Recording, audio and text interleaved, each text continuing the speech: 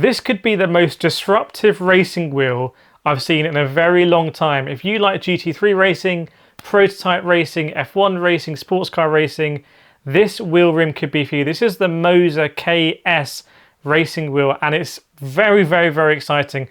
It's almost like it's been designed for me, actually, and I give a lot of your feedback in these videos to Moza, and it's come back in this product, which is absolutely insane. If you come around the front here, you'll see it's lit up like a Christmas tree, and there is so much functionality in this wheel rim. It's insane. Now, I want to start off by saying Moza have sent this wheel rim to me for free to review.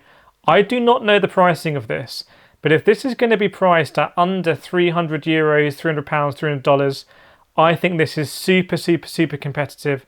I think this is actually better than the similar equivalents you get from other wheel manufacturers in the same price band, if it's going to be in that price band, and I do not know. Now, I want to show you all the functionality that I've mapped here on the face of it, and then I'm going to show you in this video why I think this wheel is so competitive. So I'm in ACC here. I'm going to click this button here, which is to drive. And I want to start off with these two joysticks, because these joysticks are not D-pads. They are joysticks with that 360-degree movement, and they're clickable as well. So these are very, very, very good. I much prefer these than having just a joystick.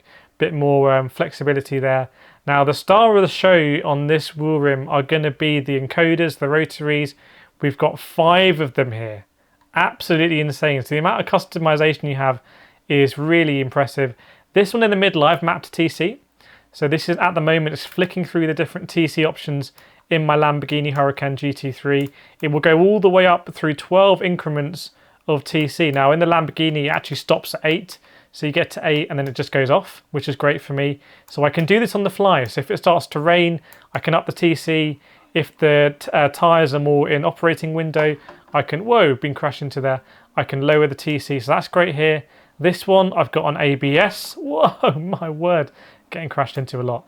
This one is ABS, so I can do ABS on the fly. Again, that's great to adjust for, you know, the track conditions, how green the track is, how rugged it is, how I'm feeling with locking up. Brake bias, super, super, super important. I have that mapped here. I can move the brake bias forward, can move it back on the fly. This is super great in endurance races. So again, I can adjust that. And on the right, this is quite an interesting one. This one I have mapped to actually force feedback. So I go up here, the force feedback goes up. I go down, the force feedback goes down in ACC. So again, for endurance racing, that's really a really nice option to have. So you can sort of go with the flow.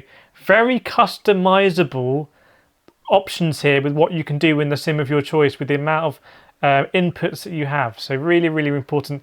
This one I haven't even mapped to anything yet, because I'm still trying to think, what do I want to have with this one? Maybe camera angles. At the moment I've got camera angles here, but I could have them here. Loads of other stuff to do. You obviously have the 5 buttons on either side here. 5 buttons, as you can see. Now these do change color, so you can customize these change color. I think you can also get icons as well. You've also got the rev limiter here. That's customizable. All of these LEDs, they change color as well, so you can change color on those. So there's so much to do on this rim. Now what I want to show you is when I'm locked in here, so I need to just get a little bit of space, because when I'm locked in, this is the real advantage of a GT3 racing rim for me, and that is the precision. As I come in here to La Source at Spa, this is a corner where you really want to get as close as possible to the wall on the inside line. Now if I realise I've turned in too early, so if I'm going to apex and hit that wall, in a GT3 rim, I can very precisely open the wheel up again and then come in. That's something that's quite difficult to do on a round rim, where you might have to be shuffling the wheel through your hands. You do not need to do it in GT3 rim. You're going to be absolutely locked in here for the most part with your thumbs. I find it the most precise type of rim to drive in. Again here, if I'm apexing too late, I can actually bring it in a bit earlier, and vice versa. So really precise form factor. Now what I'm going to do here is I'm going to take it off the Moza R9 base I have it on and show you. So I'm actually just going to pause it, turn the Moza R9 base off. So that's off now. And then the Moza quick release system is really simple to use. Just slide that forward. Oh, there we go. And it comes off. And now I can show you the build quality here. Now, if you're obsessed about something being as real as possible, something as close as possible to a real life wheel. This is not going to be the wheelbase for you, the rim for you. You can see here, this is where the front and the back have been molded together. This is all plastic. It's not metallic. So if you want something that's realistic, you should probably get the Fanatec M4 BMW rim, which I've also reviewed on this channel. But that costs thousands and thousands of euros. That is what Valentino Rossi uses for Team WRT, but it's a different sort of level. But this rim is about the form factor and functionality. So the form factor GT3 style, absolutely locked in. I've done 24-hour races in GT3 rims. I've driven 10 hours straight in my McLaren GT3 V2 rim. So I love this form factor, my favorite form factor. And all of the buttons, 5 buttons on each side, 2 joysticks, and then you've got the 5 encoders as well.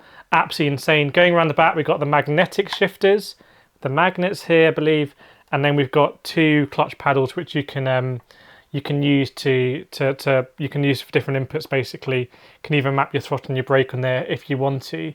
And then we've got the Moza quick release. I'm going to attach it again onto the base here and show how easy it is. So just slide it forward, snapped in. Now I'm going to if you come around the front, you'll see it light up like a Christmas tree here. So the R9 base is on.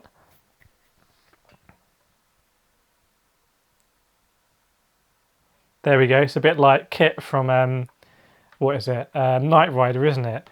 So yeah, absolutely insane. I love the way that it just glows at me in red here. It looks like it really means business. It's sort of like GT3 rims are there to drive endurance, there to drive fast, there to drive precise. And this is absolutely screaming that at me. So I'm a big fan of this. Thank you to Moza for sending it over. I do send them your feedback and I feel like they really take it on board. We want more buttons, we want GT3 rims, and they've brought this out, the KS rim. Absolutely insane. Obviously the pricing is going to be very, very, very important. Let me know what you think in the comments. Make sure to support me and this channel if you like these sort of reviews. Because of your support, you subscribing, watching, sharing, we get more access to rims like this, and I really, really, really appreciate it. This is probably going to be a mainstay now on my R9, unless we find some other rims from Moza that we prefer. But we're going to be doing some PC sim racing on this rig here. I can't wait to do GT3 racing on a GT3 rim again. This is the Moza KS wool rim, and I'll see you next time.